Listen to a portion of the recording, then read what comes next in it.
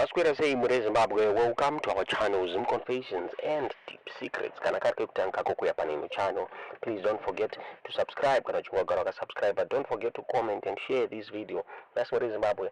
Takwigirai nyaya yabuda ni parari nyaya yabuda it's gonna give to Stalo Siziva nyaya the blue movement the blue movement your party the blue movement your movement irutungamirwa na Amos Chibaya pamwechete na give to Stalo Siziva vabuda this party yavo yatanga ma campaigns and vabvumidzwa ku contesta ma by elections muri Zimbabwe ayo arikuitwa muri Zimbabwe give to Stalo Siziva vabuda achiindosa one of my candidates a party yavo va Lovejoy Chitengu vakaita ma campaigns avo vakashava door to door campaigns mu ward 36 ku Warren Park ndofunga makona ma pictures yarapo va give to Stalo Siziva vachifamba vachita ma door to door campaigns vachipa vanhu ma flyers avo pama shops muri Zimbabwe va give to Stalo Siziva vabuda vachiti but X ndofunga murunguona vabuda vanzi pakama Lovejoy Chitengu pakama in ward 36 in support of councillor Lovejoy Chitengu popularly known as Captain Dunga, a loyal and hard-working politician trailblazer. We support him. We have and continue to,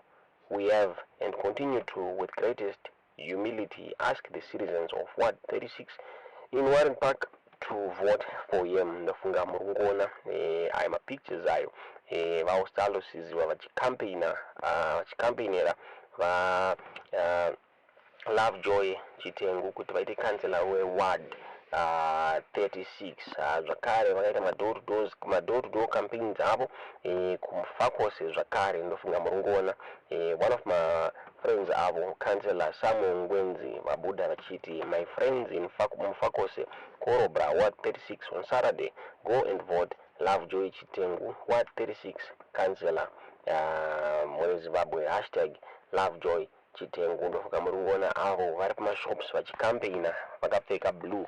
You know, the blue movement yabvumidzwa contesta my elections. They've started my campaigns avo ma by elections muri Zimbabwe.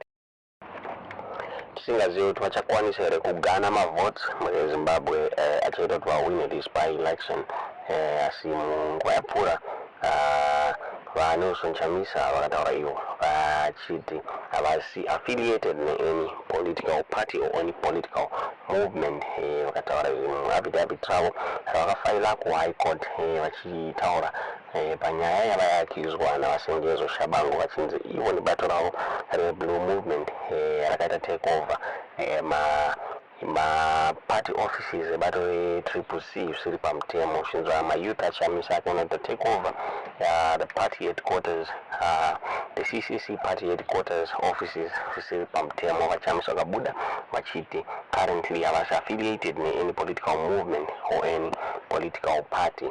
Tisingazive kuti this political party iri kushandisa zita rava this political movement the blue movement iri kushandisa zita raYaChamisa mumacampaigns avo vachavhoterwa here muri Zimbabwe. Tizoza mufunga pamusoro penyaya iyi mucomment section but vagive to Stalo Siziva vari kukurudzira vanhu kuti vanovhotera macandidates avo muri Zimbabwe. This blue movement by elections ari kuitwa ndofunga president Emmerson Mnangagwa vakaannounce zvakare the date the next election the next by election vachitaura vachiti ari kuitwa musi 27 April yaachange achireplace Afadza Mahere pamwe chete naRusty Makam. Tisingazive kuti this blue movement ichafiuda here zvakare macandidates avo since vaakukwanisa kunge vachicontesta muma elections aya muri Zimbabwe. Tujozva muri kufunga pamusoro penyaya iyi mucomment section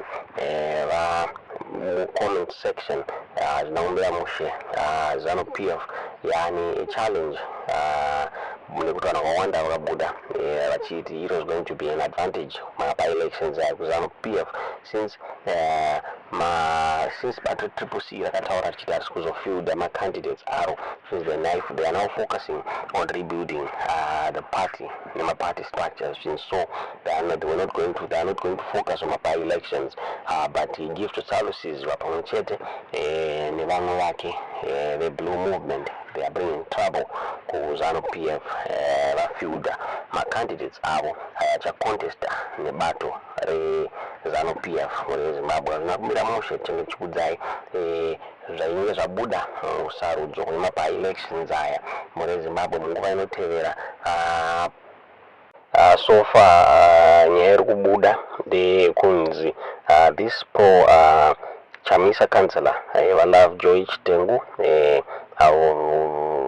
vari kucontesta muWarden Park constituency Ward 36 by-election as an independent candidate. Vakaleader most of my polling stations averengwa so far zvanzi seems as if my residents vadecide kupanisha vaSengezo Tshabangu pamwe chete neZanu-PF reZimbabwe. Ndofunga one of my councillors vaNelson Chamisa vanonzi councillor Denford Ngadziware vabuda paTwitter vakanyora vachiti reporting live in Warren Park constituency Ward 36 by-election, independent candidate Lovejoy Chitengu aka Captain Dunga of #Blue Movement is leading in most polling stations counted so far. It seems residents have decided to punish Sengezo Tshabangu and Zanu-PF muri Zimbabwe. Ndonya tatavigirai muzvara nasi atiudzewo zvamuri kufunga pamusoro penyaya iyi mucomment section muri Zimbabwe, kuti zvakamira sei. This Blue Movement inokwanisa kuva successful here as an opposition party kana kuti tiudze zvamuri kufunga pamusoro penyaya iyi mucomment section.